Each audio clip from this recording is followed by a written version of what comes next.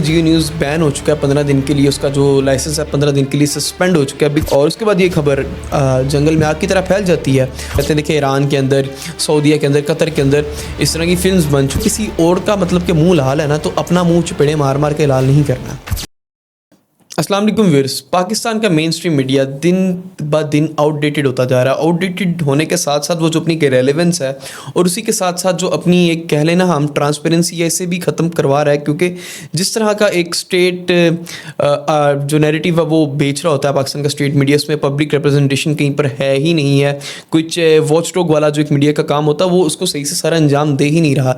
लेकिन इसी के साथ साथ अब जो मीडिया के भंड बज रहे हैं, स्पेशली रिलीजियस एतबार से, वो भी कोई कम नहीं है। आप सबको पता होगा कि जियो न्यूज़ बैन हो चुका है 15 दिन के लिए, उसका जो लाइसेंस है 15 दिन के लिए सस्पेंड हो चुका है। बिकॉज उसने जो पाकिस्तान की पब्लिक है उसके रिलीजियस सेंटिमेंट्स को हर्ट किया। अब वो रिलीजियस सेंटिमेंट्स क्या थे, ऐसा क्या हुआ जिसकी वजह से जियो न्यूज़ के ऊपर 15 दिन का बैन लगा दिया गया है, तो उसकी तफसीलात हम आपसे शेयर करते हैं। कि सबसे पहले तो ये हुआ कि 10 मुहर्रम की ट्रांसमिशन जो होती है वो मामूल के मुताबिक हर चैनल पर चलती होती है। 10 मुहर्रम की जो शिया प्रोसेशंस होती हैं, इसके अलावा जुलूस होते हैं, इसके अलावा मरसिए, नोहा खानी और इस तरह की ट्रांसमिशंस जैसे रमज़ान ट्रांसमिशन होती है, इन्हें प्रॉपर डिज़ाइन करके टीवी चैनल्स के ऊपर चलाया जाता है। तो इसी तरह जियो न्यूज़ के ऊपर भी एक 10 मुहर्रम के रिलेटेड ट्रांसमिशन चल रही थी, जिसके अंदर एक न्यूज़ पैकेज आया होता है। अब वो न्यूज़ पैकेज क्या है, जिसके अंदर उन्होंने रिलीजियस विजुअलाइजेशन की, यानी कि रसूलुल्लाह की ज़ात, इमाम हसन हुसैन की ज़ात है, इनको मतलब कि उन्होंने पिक्टोरिकली इन्हें प्रेजेंट किया आवाम के सामने। लाइक AI से बना के एक वीडियो उनके नौज़ुबिल्लाह खाके बना कर उन्होंने मतलब कि शाया किया, जिसमें रसूलुल्लाह का जो चेहरा है उसको भी उन्होंने मतलब कि वो ब्लर किया और उसे वो कह लेना कि रोशनी की तरह दिखाया, नूर की तरह इमाम हसन हुसैन की। जिसकी वजह से अब क्या होता है कि पहली बात तो ये कि अवाम इतना मीडिया देखती नहीं है मेन स्ट्रीम।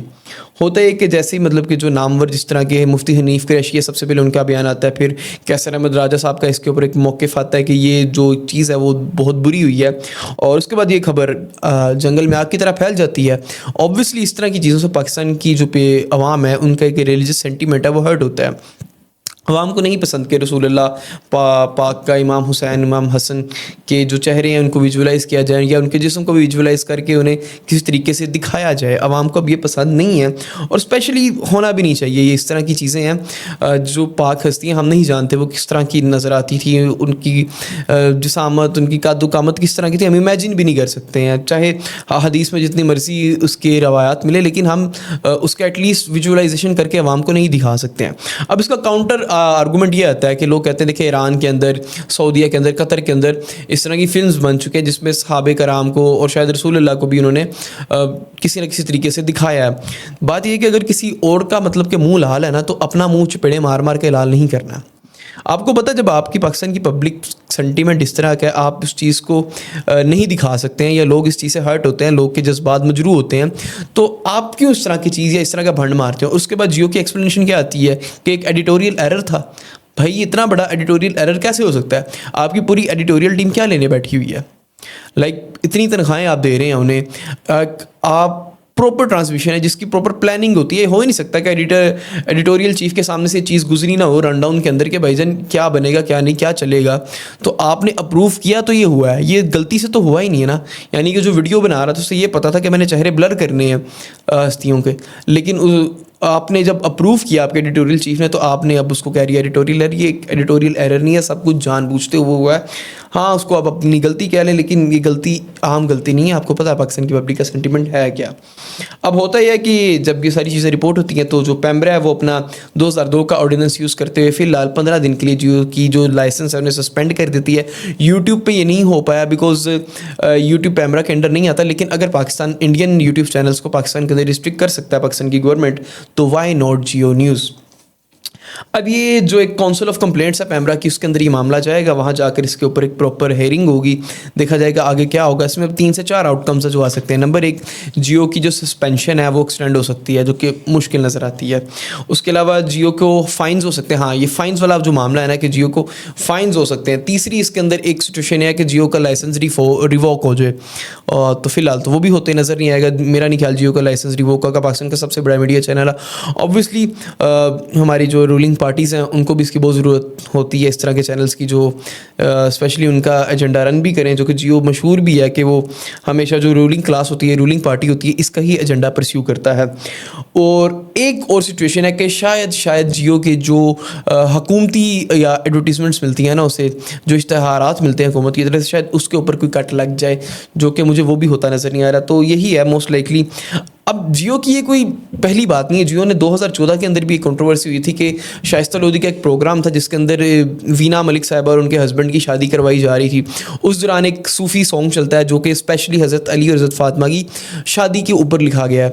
اس سانگ کو وہ جو جب صوفی کلام ہے وہ چلتا ہے, اسی ٹائم مطلب کہ وہاں جو لوگ اس اسٹوڈیو کے اندر ہوتے ہیں وہ ڈانس کرنا شروع کر دیتے ہیں, جس کے بعد اس کو گستاخی کے زمرے میں لے جاتا ہے. میر شکیل الرحمان کے خلاف ایف آئی آر ہوتی ہے, شائستہ لودھی, وینا ملک اور اس کے ہسبینڈ کے خلاف بھی ایف آئی آر ہوتی ہے. تو یہ پہلی کوئی ایسی چیز نہیں ہے کہ جیو نے پہلی بار کیا, جیو نے پہلے بھی اس طرح کی چیزیں کی ہیں.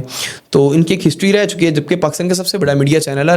میرے خیال سے ایک ڈیکیڈ 2 ڈیکیڈ سے زیادہ پاکستان کے لوگوں کو اس چینل کے اوپر ٹرسٹ رہا ہے. لیکن اب اس طرح کی غلطیاں کرنا, اس طرح کے ریلیجس سینٹیمنٹ ہرٹ کرنا, یہ جیو نیوز اور پاکستان کے مین اسٹریم میڈیا کو ہی خطرے میں ڈال رہی ہیں. اب اس کے علاوہ اگر آپ دیکھیں تو شہزیب خان زادہ کی ایک نیوز شو تھا ان کا 11 اگست 2025 کا, جس میں مطلب کہ وہ بات کرتے ہیں پاکستان کے اندر اقلیتوں کو حقوق حاصل نہیں ہے, اقلیتوں کو اس طرح فریڈم حاصل نہیں ہے, جس کے لیے انہوں نے اس کو ایک ریفرنس کوٹ کیا رسول اللہ کی, ایک انہوں نے حدیث بتا کر پیش کیا, جو کہ وہ حدیث کسی بھی مستند روایت سے یا کسی بھی مستند کتاب کے اندر اس کی کوئی سند نہیں ملتی, نہ ہی اس کا کوئی نقل ملتا ہے. ایون حسن درجے کی بھی وہ حدیث نہیں مانی جاتی. وہ کیا تھا, وہ ایک مشہور لیٹر تھا جو کہ کسی عثمانی خلیفہ کو سربین جو عیسائی تھے انہوں نے دکھایا تھا کہ یہ دیکھیں آپ کے رسول اللہ نے لیٹر ہمیں لکھا تھا, جس کے اندر رسول اللہ نے کہا تھا کہ عیسائیوں کے لیے جو ہے مسیحوں کے لیے مسلمان جنگ بھی لڑیں گے, اور وہ بہت لمبا لیٹر تھا, وہ آپ دیکھ سکتے ہیں. 11 اگست 2025 کا شو تھا. لیکن وہ لیٹر ایون اس ٹائم جو سلطان تھے اوٹومن امپائر کے, انہوں نے بھی کہہ دیا تھا کہ اس کی جب سند موجود نہیں ہے تو میں اس کے اوپر یقین نہیں کروں گا, ہاں احترام ضرور ہے. تو ایک چیز جو ویسے ہی کنٹروورشل ہے, ایک لیٹر جو خود ویسے ہی کنٹروورشل ہے, جس کی کوئی سند نہیں ہے, وہ اتنے بڑے چینل کے ایک مین جو شو ہے ان کا پرائم ٹائم شو ہے اس کے اوپر چلا دیا گیا. اور شہزیب خان زادہ کی میرے خیال سے جو ریسرچ ٹیم ہے وہ جھک مارنے بیٹھی ہوئی تھی کہ آپ نے کوئی بھی چیز جو کہ مستند ہے بھی نہیں اٹھا کے آپ چینل پہ چلا دیتے ہیں. تو یہاں سے تو پتہ لگتا ہے کہ پاکستان کے مین اسٹریم میڈیا کا حال کیا, جب ریلیجس معاملوں کے اندر ان کی یہ ایک کارکردگی ہے. تو آپ سمجھ لیں کہ سیاسی معاملات کے اندر اور پاکستان کی جو ویسے گراؤنڈ لیول حقیقتوں کو کس طرح چھپا رہے ہوں گے کہ جو پاکستان کی عوام کے ساتھ مظالم ہو رہے ہیں. تو اب کیا ہو سکتا ہے, اب یہ سننے میں آ رہا ہے کہ کیسر احمد راجہ کہہ رہے ہیں کہ ہم 295C کے مطابق جیو نیوز اور جیو نیوز کے مالکان اور جتنے بھی اس کے عہدیداران ہیں یا جتنے بھی ذمہ داران ہیں ان کے اوپر مقدمہ بھی درج کریں گے, مقدمہ چلائیں گے.